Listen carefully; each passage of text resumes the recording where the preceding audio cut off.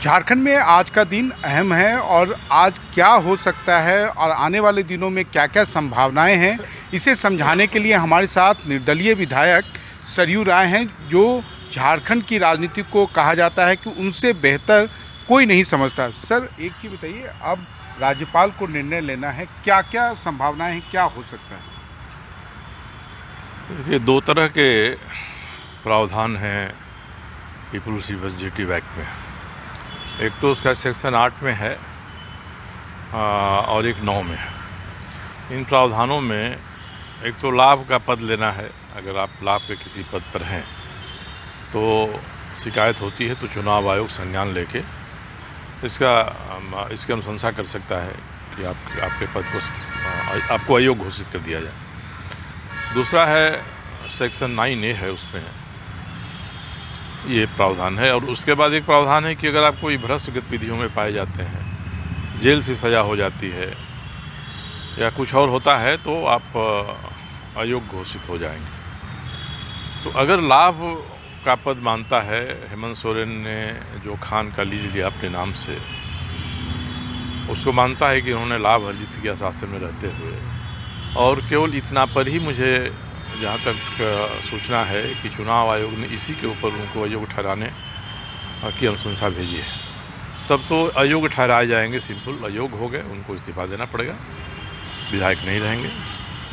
यदि उसमें ये हो जाए कि उनका जो ये कृत्य है, ये भ्रष्टाचार का कृत्य है, ये भ्रष्ट आचरण है, तब उसमें राज्यपाल उनको डिबार कर सकते हैं कि भाई 3 साल 5 साल, अधिकतम 5 साल तक का है। तो उसमें हम लोग मानते हैं कि 0 से 5 साल तक राज्यपाल उनको डिबार कर सकते हैं, आप इलेक्शन नहीं लड़ेंगे। अगर सिंपली जो चुनाव आयोग का रिकमेंडेशन है उसके हिसाब से 9A के हिसाब से दे देते हैं कि अयोग्य करार दिए गए, तो संभावना है कि इस्तीफा करने के बाद खुद वही नेता बना दिए जाएं और नेता बना के सरकार में जाएं।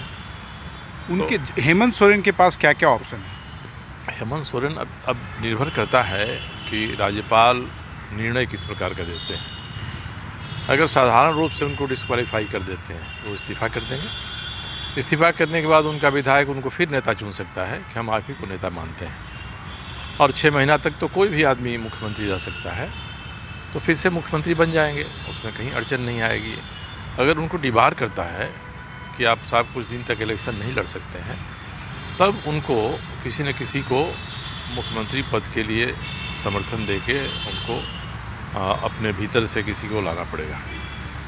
और दूसरा है कि जैसे ही आता है निर्णय, वो हाई कोर्ट चले जाएं या सुप्रीम कोर्ट चले जाएं, कहीं भी चले जाएं कि साहब जिस आधार पर हमको डिस्क्वालीफाई किया गया है वह आधार पुख्ता नहीं है। जैसे मैंने भी आरंभ में कहा था कि हेमंत सोरेन के ऊपर जो आरोप लगाए जा रहे हैं उसमें कायदे से चुनाव आयोग को उनको अयोग्य नहीं घोषित करना चाहिए, क्योंकि इसके बारे में पहले भी सुप्रीम कोर्ट के 2 निर्णय हैं कि खान का लीज लेना कोई इस तरह का अपराध नहीं है कि किसी को अयोग्य ठहरा दिया जाए। तो मैंने आरंभ में कहा था, मगर अब चुनाव आयोग ने अगर उनको अयोग्य साबित करने की अनुशंसा कर दिया है तो इसका कोई अर्थ नहीं है। इसको लेकर वे न्यायालय में जा सकते हैं कि साहब ये इन्होंने ज़बरदस्ती किया। यहाँ पे जो राजनीतिक सरगर्मियाँ बढ़ी हैं, क्या सरकार गिर सकती है?